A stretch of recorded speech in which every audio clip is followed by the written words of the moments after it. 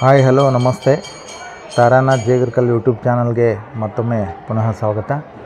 ಭಾಳ big breaking news, flash news.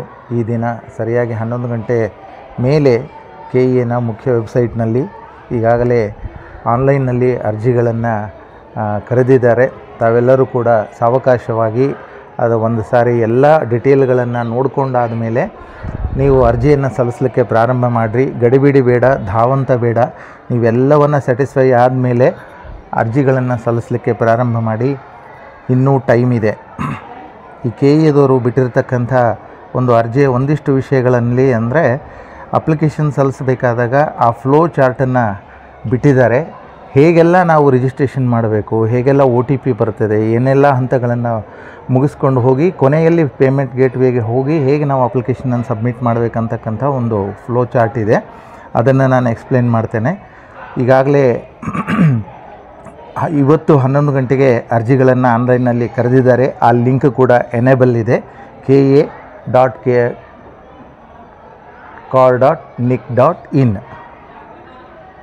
ಇದರಲ್ಲಿ ನೀವು ಮುಖ್ಯ ಪೇಜ್ಗೆ ಹೋದರೆ ತಾವು ಆ ಅಪ್ಲಿಕೇಶನ್ನ ಎನೇಬಲ್ ಆಗಿರ್ತಕ್ಕಂಥ ಲಿಂಕ್ ಇರ್ತದೆ. ಆ ಲಿಂಕ್ ಮೇಲೆ ಕ್ಲಿಕ್ ಮಾಡಿದ ಮೇಲೆ ಮುಂದಿನ ಹಂತಗಳನ್ನು ಮಾಡ್ಬೋದು. ಆ ಅರ್ಜಿ ಸಲ್ಲಿಸುವುದಕ್ಕಿಂತ ಮುಖ್ಯವಾಗಿ ಗಮನಿಸಬೇಕು ಅಂತಂದರೆ ನೀವು ಈ ದಿನದಿಂದ ನೀವು ಅರ್ಜಿ ಸಲ್ಲಿಸ್ಬೋದು. ಮತ್ತು ಅರ್ಜಿ ಸಲ್ಲಿಸಲು ಕೊನೆಯ ದಿನಾಂಕ ಫೆಬ್ರವರಿ 18ನೇ ತಾರೀಕು ಮಧ್ಯಾಹ್ನ 11:59 ಕೂಡ ಇದೆ. ನೀವು ಫೀಸನ್ನು ಪೇ ಮಾಡಲಿಕ್ಕೆ ಕೊನೆಯ ದಿನಾಂಕ ಫೆಬ್ರವರಿ 20 ಇದೆ. ಇನ್ನು ಫ್ಲೋ ಚಾರ್ಟ್ ಬಗ್ಗೆ ನಾವು ನೋಡೋಣ. ಆ ಫ್ಲೋ ಚಾರ್ಟನ್ನು ತಾವಿಲ್ಲಿ ಗಮನಿಸ್ತಾ ಇದ್ದೀರಿ. ಮೊದಲು ವೆಬ್ಸೈಟಿಗೆ ವಿಸಿಟ್ ಮಾಡೋಕ್ಕಿಂತ ಮೊದಲು ಈ ಎಲ್ಲ ದಾಖಲಾತಿಗಳು ನಿಮ್ಮ ಹತ್ರ ಇರಬೇಕು. ನಿಮ್ಮ 10ನೇ ತರಗತಿಯ ಮಾರ್ಕ್ಸ್ ಕಾರ್ಡು, ಅದರಲ್ಲಿ ಕರೆಕ್ಟಾಗಿರ್ತಕ್ಕಂಥ ರಿಜಿಸ್ಟ್ರೇಷನ್ ನಂಬರ್ ಇರಬೇಕು. ಜೊತೆಗೆ ನಿಮ್ಮ ಫೋಟೋಗ್ರಾಫು ಮತ್ತು ಸಿಗ್ನೇಚರು JPG ಫಾರ್ಮೇಟ್ನಲ್ಲಿರ್ತಕ್ಕಂಥ ಫಾರ್ಮೇಟ್ನಲ್ಲಿ ಮಾಡಿಟ್ಕೋಬೇಕು. ಮತ್ತು ಅದರ ಫೈಲ್ ಸೈಜ್ ಕೂಡ 50 KB ಒಳಗಡೆ ಇರಬೇಕು. ಅದೊಂದಿಷ್ಟು ಮಾಹಿತಿ ಇರಬೇಕು. ಜೊತೆಗೆ ನಿಮಗೆ ಸಂಬಂಧಿಸಿದ ಮೀಸಲಾತಿ ಪ್ರಮಾಣ ಪತ್ರಗಳು, caste, income certificate, Kalyana Karnataka ಭಾಗದ 371J ಅನೆಕ್ಸೂರ್ A ಮತ್ತು ಅನೆಕ್ಸೂರ್ B ಸರ್ಟಿಫಿಕೇಟ್ಗಳು ಮತ್ತು ಗ್ರಾಮೀಣ ವ್ಯಾಸಂಗ ಪ್ರಮಾಣಪತ್ರ. ಇದು ಕೇವಲ ಜನರಲ್ ಮೆರಿಟ್ ವಿದ್ಯಾರ್ಥಿಗಳಿಗೆ. ಯಾರು ಜನರಲ್ ಮೆರಿಟ್ ವಿದ್ಯಾರ್ಥಿಗಳಿದ್ದೀರಿ ತಾವು ಗ್ರಾಮೀಣ ವ್ಯಾಸಂಗ ಪ್ರಮಾಣ ಪತ್ರವನ್ನು ಪಡೆದಿದ್ದರೆ ಕಡ್ಡಾಯವಾಗಿ ತಹಸೀಲ್ದಾರರಿಂದ ನಾನ್ ಕ್ರಿಮಿ ಲೇಯರ್ ಸರ್ಟಿಫಿಕೇಟನ್ನು ಪಡೆದುಕೊಳ್ಬೇಕು. ಇದಕ್ಕೂ ಕೂಡ RD ನಂಬರ್ ಇರ್ತದೆ.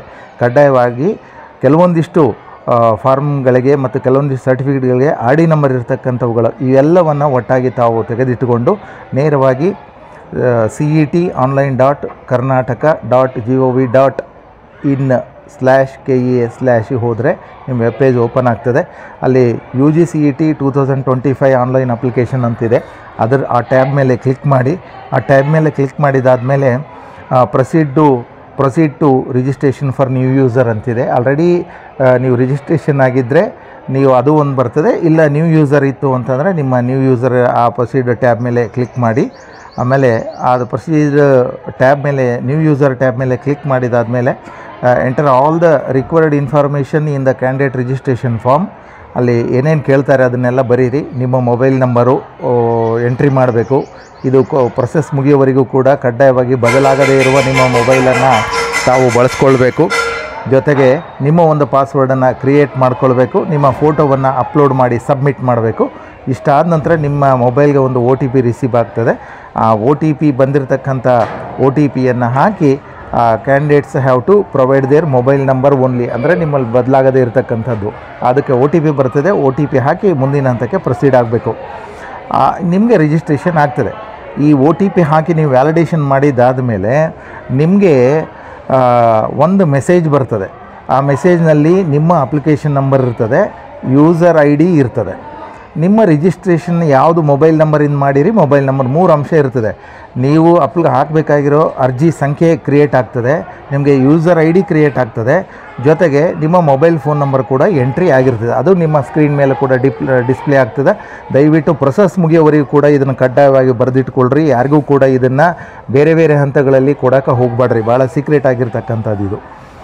ನೀವು ಒಂದು ಸಾರಿ ನೀವು ರಿಜಿಸ್ಟ್ರೇಷನ್ ದಾಖಲಾತಿಗಳನ್ನು ಪಡ್ಕೊಂಡಾದ ಮೇಲೆ ಪ್ರೊಸೀಡ್ ಟು ಲಾಗಿನ್ ಅಂಥೇಳಿ ಹೋಗಬೇಕು.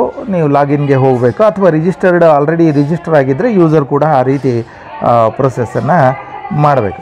ಈಗ ಲಾಗಿನ್ ಆಗಬೇಕಾದ್ರೆ ಏನೇನು ಮಾಡಬೇಕು? ನಿಮ್ಮ ಮೆಸೇಜ್ಗೆ ಬಂದಿರತಕ್ಕಂಥ ಯೂಸರ್ ID ಇರ್ತದೆ, ಅದನ್ನು ಹಾಕಬೇಕು. ಅದಾದಮೇಲೆ ಪಾಸ್ವರ್ಡ್ ನೀವೇನು ಆಗಿರ್ತದೆ, ಪಾಸ್ವರ್ಡ್ ಇರ್ತದೆ, ಪಾಸ್ವರ್ಡ್ ಕ್ರಿಯೇಟ್ ಮಾಡ್ಕೊಂಡಿರ್ತೀರ, ಆ ಕ್ರಿಯೇಟ್ ಮಾಡಿರೋ ಪಾಸ್ವರ್ಡನ್ನು ಹಾಕಬೇಕು. ಆಮೇಲೆ ಪಾಸ್ವರ್ಡನ್ನಾದರೂ ಹಾಕ್ಬೋದು, ಅಥವಾ ನಿಮ್ಮ ಫೇಸ್ ರಿಕಗ್ನಿಷನ್ ಕೂಡ ಈ ಸಾರಿ ಇದೆ, ಆ ಪಾಸ್ವರ್ಡನ್ನು ಯೂಸ್ ಮಾಡ್ಕೊಳ್ರಿ. ಹಾಕಿ ನೀವು ಆ ಟ್ಯಾಬ್ ಮೇಲೆ ಕ್ಲಿಕ್ ಮಾಡಿದಾದಮೇಲೆ ದ ಟ್ಯಾಬ್ ಓಪನ್ ಆಗ್ತದೆ. ಇನ್ನು ಅಪ್ಲಿಕೇಶನ್ ಫಾರ್ಮ್ ನಿಮ್ಗೆ ಓಪನ್ ಆಗ್ತದೆ. ಟೋಟಲ್ ಅಪ್ಲಿಕೇಶನ್ನು ನಿಮಗೆ 1 2 3 4 5 ವಿಭಾಗಗಳಲ್ಲಿ ಇಡೀ ಅಪ್ಲಿಕೇಶನನ್ನು 5 ವಿಭಾಗಗಳನ್ನಾಗಿ ಮಾಡಲಾಗಿದೆ. ಮೊದಲನೇದು ನಿಮ್ಮ ಜನರಲ್ ಡೀಟೇಲು, ಎರಡನೇದು ನಿಮ್ಮ ಎಲಿಜಿಬಿಲಿಟಿ ರಿಸರ್ವೇಷನ್ನು, ಯಾವ ರಿಸರ್ವೇಷನ್ಗೆ ತಾವು ಬರ್ತೀರಿ ಅಂತಕ್ಕಂಥದ್ದು. ಇನ್ನು ಸ್ಟಡಿ ಡೀಟೇಲ್ಸು, ಇಲ್ಲೇ ಕ್ಲಾಸಸ್ ಯಾವ ಕ್ಲಾಸ್ನಲ್ಲಿ ಬರ್ತೀರಿ, ಕ್ಲಾಸಸ್ A B ಅದೆಲ್ಲ ನಿರ್ಧಾರ ಆಗ್ತದೆ. ಇನ್ನು NRI ward, non residence of Indians, ಅದು ಅನಿವಾಸಿ ಭಾರತೀಯರಿಗೆ ಸಂಬಂಧಪಟ್ಟಿದ್ದರೆ ಅದನ್ನು ಎಂಟ್ರಿ ಮಾಡಬೇಕು. ಇನ್ನು ಕೋರ್ಸ್ ಡೀಟೇಲ್ಗಳ ಬಗ್ಗೆ ನೀವು ನೀಟು ಮತ್ತು ಯಾವುದಕ್ಕೆಲ್ಲ ಅರ್ಜಿ ಸಲ್ಲಿಸ್ತೀರಿ ಅದನ್ನೆಲ್ಲ ಬರೀತಕ್ಕಂಥದ್ದು ಒಂದಿರ್ತದೆ. ಇನ್ನು ಇಷ್ಟೆಲ್ಲ ಆಗಿ ನೀವೆಲ್ಲ ಮಾಹಿತಿಗಳನ್ನು ಫಿಲಪ್ ಮಾಡಬೇಕು. ಆ ಫಿಲಪ್ ಮಾಡಿದಾಗ ನಿಮ್ಮ ವ್ಯಾಸಂಗದ ಬಂದಾಗ ಅಲ್ಲಿ ಸ್ಯಾಟ್ ಸಂಖ್ಯೆ ಕೇಳ್ತಾರೆ. ದಯವಿಟ್ಟು ಸ್ಯಾಟ್ ಸಂಖ್ಯೆಯನ್ನು ಹಾಕಿ ಅದನ್ನು ಸಬ್ಮಿಟ್ ಮಾಡಿ. ಆಟೋಮೆಟಿಕ್ಕಾಗಿ ಮಾಹಿತಿ ಅಲ್ಲಿ ಫೆಚ್ ಆಗ್ತದೆ. PU ರಿಜಿಸ್ಟ್ರೇಷನ್ ನಂಬರ್ ಕೇಳ್ತದೆ. ಈಗಾಗಲೇ ಕಳೆದ ಸಾಲಿನಲ್ಲಿ PUC ಮುಗಿಸಿದರೆ ತಾವು ರಿಜಿಸ್ಟ್ರೇಷನ್ ನಂಬರನ್ನು ಹಾಕಿ ಮತ್ತು ಅಪ್ಲಿಕೇಶನನ್ನು ತಾವು ಸಲ್ಲಿಸ್ಬೋದು. ಇದು ಇರ್ತಕ್ಕಂಥ ಪ್ರೊಸೆಸ್ಸು. ಇನ್ನು ಜೊತೆಗೆ ನಿಮ್ಮ ವ್ಯಾಸಂಗ ಪ್ರಮಾಣ ಪತ್ರದ ವಿಧಾನಗಳು ಕೂಡ ಕೇಳ್ತಾರೆ. ಅದಾದಮೇಲೆ ನಿಮ್ಮ ಮೀಸಲಾತಿ ವರ್ಗಗಳು, ಪ್ರವರ್ಗಗಳು, ಮೀಸಲಾತಿಗೆ ಸಂಬಂಧಪಟ್ಟಂಥದ್ದು SC ST category 1 2A 2B 3A 3B ಮತ್ತು ಜನರಲ್, ಇದಕ್ಕೆ ಸಂಬಂಧಪಟ್ಟಂಥ ಒಂದಿಷ್ಟು ಮಾಹಿತಿಗಳನ್ನು ಕೇಳ್ತಾರೆ.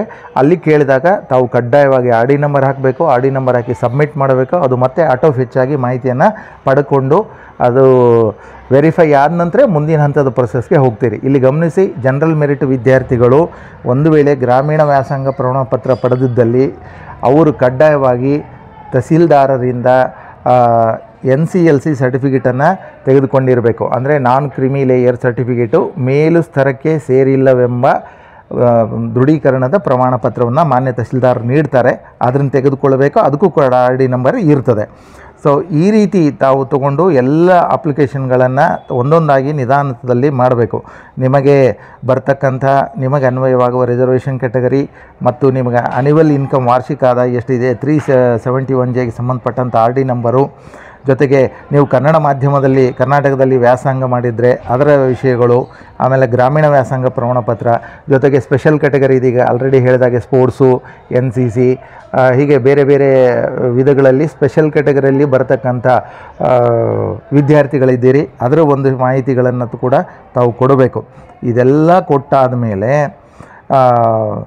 ತಾವು ಒಂದು ಸಾರಿ ಡ್ರಾಫ್ಟ್ ಅಪ್ಲಿಕೇಶನನ್ನು ತೆಗೆದುಕೊಳ್ಬೇಕು. ನೀವು ಒಂದೇ ಸಾರಿ ಕಂಪ್ಲೀಟ್ ಫಿಲಪ್ ಆದಮೇಲೆ ಫೈನಲಿ ಸಬ್ಮಿಟ್ ಮಾಡಬೇಡಿ. ಡ್ರಾಫ್ಟ್ ಅಪ್ಲಿಕೇಶನ್ ತೊಗೊಳ್ರಿ. ಅಪ್ಲಿಕೇಶನ್ ಪ್ರಿಂಟೌಟ್ ತೊಗೊಳ್ರಿ. ಒಂದಲ್ಲ 2 ಸಾರಿ ನೀವು ಫಿಲಪ್ ಮಾಡಿರೋ ಮಾಹಿತಿಗಳು, ನಿಮ್ಮ ಡೇಟ್ ಆಫ್ ಬರ್ತು, ತಂದೆ ಹೆಸರು, ತಾಯಿ ಹೆಸರು, ನೀವು ಓದ್ತಕ್ಕಂಥ ತರಗತಿ, ನಿಮ್ಮ ಆದಾಯ, ನಿಮ್ಮ ಕ್ಯಾಸ್ಟು, ನಿಮ್ಮ ಜೆಂಡರು ಇತ್ಯಾದಿ ಎಲ್ಲವುಗಳನ್ನು 2-3 ಸಾರಿ ನೀವು ಅದನ್ನು ನೋಡ್ಕೊಳ್ಬೇಕು. ನೋಡ್ಕೊಂಡಾದ ಮೇಲೆ ಮಾತ್ರ ಕೊನೆ ಹಂತದಲ್ಲಿ ಸಬ್ಮಿಟ್ ಮಾಡಿ. ಧಾವಂತ ಬೇಡ, ಗಡಿಬಿಡಿ ಬೇಡ, ಇನ್ನೂ ಟೈಮ್ ಇದೆ. ಒಂದು ಸಾರಿ ಸಬ್ಮಿಟ್ ಆದಮೇಲೆ ಮತ್ತೆ ನೀವು ಕರೆಕ್ಷನ್ ಮಾಡಿ ಅದನ್ನು ಸಬ್ಮಿಟ್ ಮಾಡಲಿಕ್ಕೆ ಅವಕಾಶಗಳು ಇರೋದಿಲ್ಲ.